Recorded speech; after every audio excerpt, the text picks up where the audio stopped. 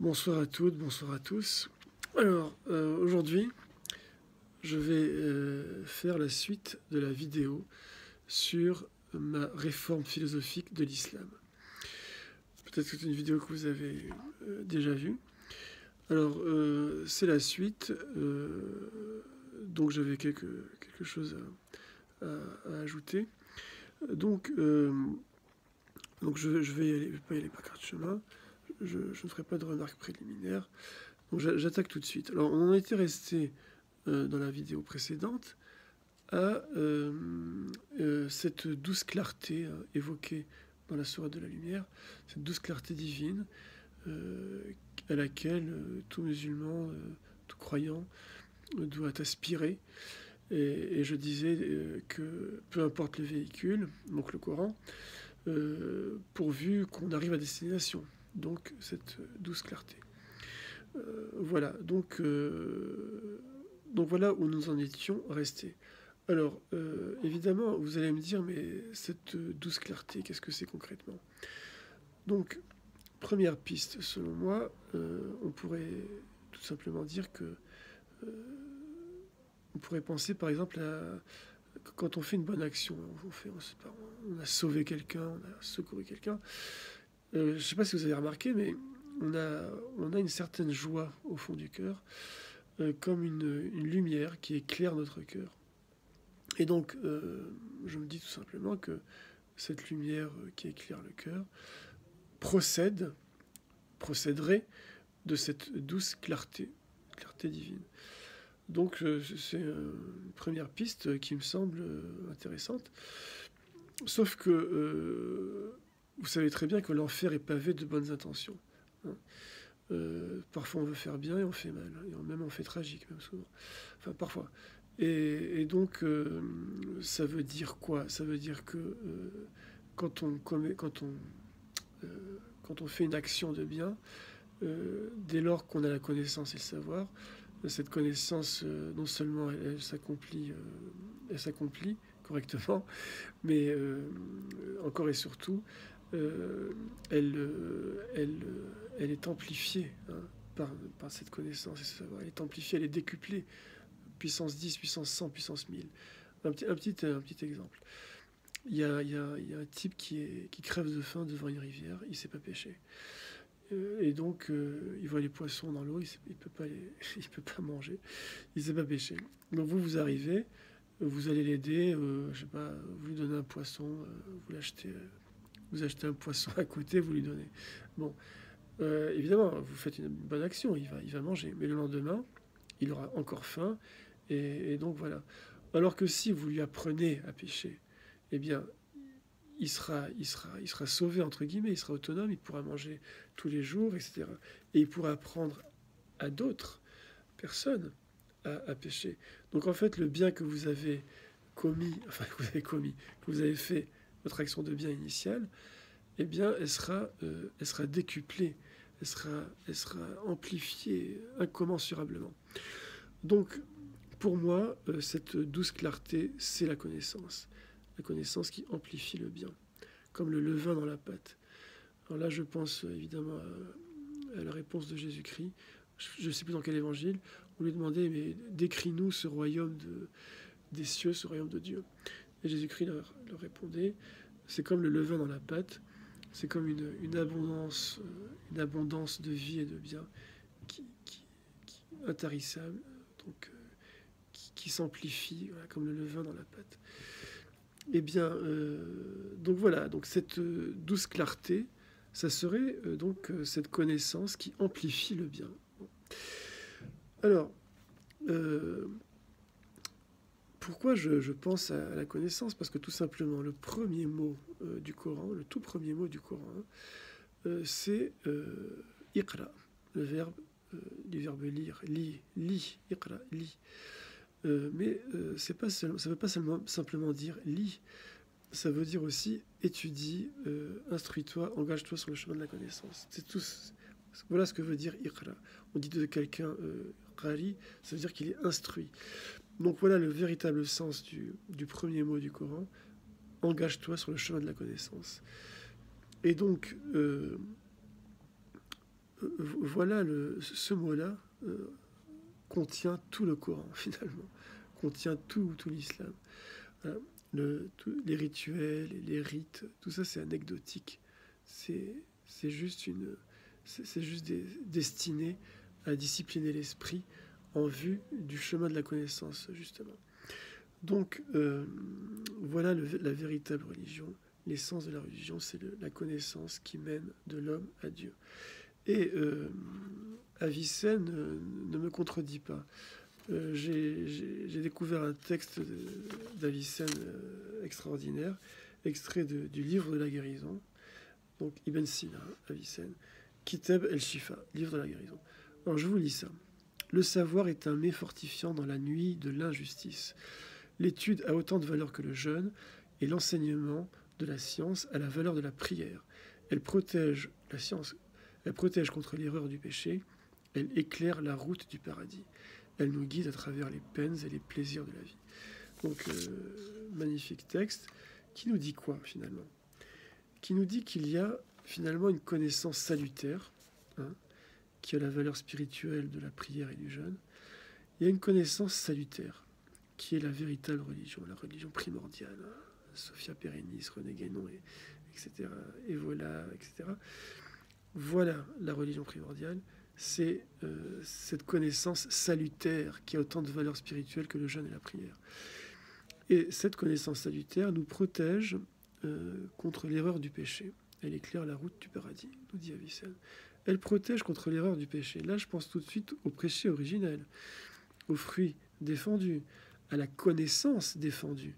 Donc, il y aurait une connaissance salutaire qui nous protégerait d'une connaissance défendue. Hein, une connaissance qui nous perdrait. Voilà. Si elle est défendue, c'est qu'elle nous perd. Alors, voilà, donc ça c'est très intéressant. Il y aurait donc une connaissance défendue. Pourquoi cette connaissance est défendue? L'arbre de la connaissance du bien et du mal. La connaissance du bien et du mal, c'est une connaissance qui procède de la dualité, le bien, le mal. C'est une connaissance qui procède de la dualité, donc mathématiquement du multiple, de la dualité on passe mathématiquement au multiple, c'est l'application logique, et du multiple, on passe donc à la multiplicité, au simulacre, et donc à la profusion des simulacres. La chair est une profusion de simulacres. Donc vous comprenez bien que dès lors qu'on entre dans cette profusion de simulacres, on est perdu. On est perdu. On est perdu. On a perdu l'unité. L'unité avec Dieu, avec l'arbre de vie, etc. On a perdu l'unité. On est dans cette profusion de simulacres, notre âme est enlisée dans la chair, etc. Et donc, voilà pourquoi cette connaissance est défendue. Parce qu'elle nous mène à la connaissance charnelle, à la connaissance qui découle, qui procède de la dualité, du multiple, la connaissance charnelle. Voilà, c'est l'expérience de la chair, tout simplement. Connaissance veut dire expérience ici. Il y a dans la Bible, il y a donc l'arbre de la connaissance, c'est en hébreu connaissance et date, mais quand il est dit que Adam connut Ève charnellement, sexuellement, eh bien on emploie le mot date aussi. Donc la connaissance ici désigne l'expérimentation charnelle. Vous voyez, donc la connaissance défendue, finalement, c'est la connaissance charnelle, voilà, la connaissance, comme je vous l'ai dit, qui nous enfonce dans le multiple, dans la profusion des simulacres, et qui nous fait perdre l'unité. Donc, cette connaissance charnelle, elle nous enfonce donc dans la dualité, etc. Et le bien, donc le bien charnel, c'est quoi finalement? Le bien charnel, c'est l'ivresse du pouvoir, c'est la volupté de l'orgueil, les jouissances physiques, etc. Mais c'est surtout l'ivresse du pouvoir. Et l'ivresse du pouvoir, vous savez très bien que ça nous plonge dans les excès, ça nous perd, ça nous perd. Voilà. Et le mal charnel, bon, tout le monde sait ce que c'est, les souffrances physiques, les souffrances de l'ego, tourmenté, etc. Voilà. Donc en fait, voilà pourquoi cette connaissance est défendue, parce qu'elle nous mène à notre perte, au pouvoir, au pouvoir, à l'orgueil, etc. Et alors, exemple d'un... Vous prenez par exemple la Kabbale juive, hein, les messianistes, qui vous disent c'est pas la connaissance qui est condamnée, la connaissance du bien et du mal, hein. C'est le serpent qui est condamné pour avoir enseigné cette connaissance du bien et du mal, de l'arbre de la connaissance, pour l'avoir enseigné précocement à Adam, qui n'était pas prêt. Donc les kabbalistes vous disent que cette connaissance du bien et du mal, elle n'est pas mauvaise, elle est même salutaire. Voilà. Et donc, et ils vous disent qu'elle est salutaire. C'est incroyable. Donc ça veut dire que le bien, selon les kabbalistes, messianistes, hein, qui vous disent qu'il faut rassembler les étincelles de lumière, les étincelles de bien, les rassembler pour restituer le royaume de Dieu, le bien dont il parle, c'est le bien charnel, c'est l'ivresse du pouvoir, etc. Et j'en veux pour preuve, je vais vous lire quelques extraits du livre d'Ésaïe, donc c'est le livre du messianisme juif, hein, par excellence.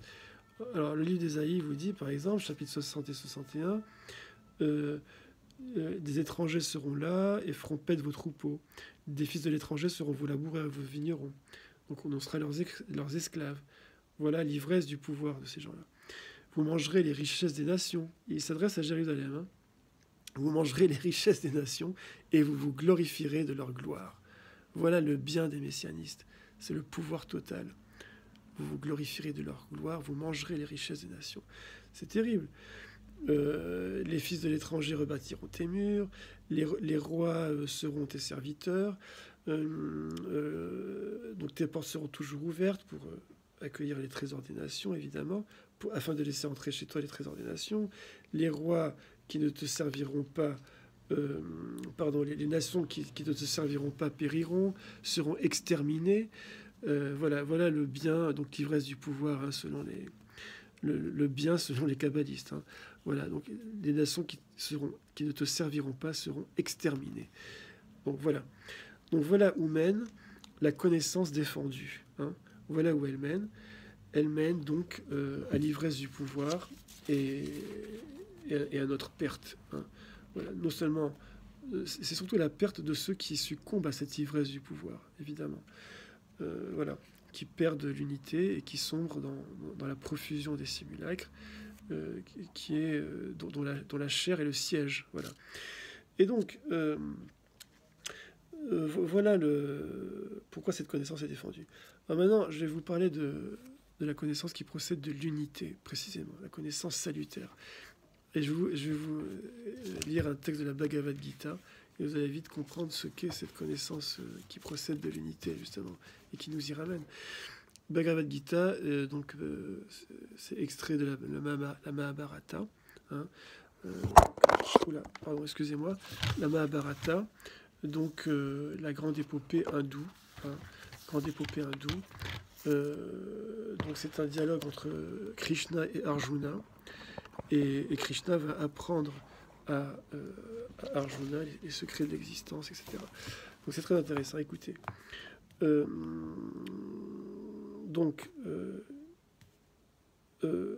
Oui. Mais tous, en tant qu'ils suivent l'esprit du sacrifice, font œuvre de purification. Donc le sacrifice pour purifier l'âme. Ils déposent leurs souillures dans le feu sacré. Les offrandes de toute nature possible doivent être jetées dans la bouche du Brahman, donc l'absolu, l'unité absolue, Dieu. Elles doivent y retourner car tous les biens y naissent. Tout fait retour à Dieu, c'est ce que dit le Coran. Si tu entres, tout procède de Dieu et tout fait retour à Dieu. Si tu entrevois la vérité de ces paroles, tu seras libéré. La plus précieuse, là c'est l'apothéose, la plus précieuse offrande est le savoir.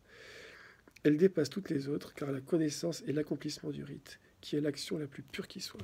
Donc dans ce texte, vous avez vu, la connaissance est sacralisée au plus haut point.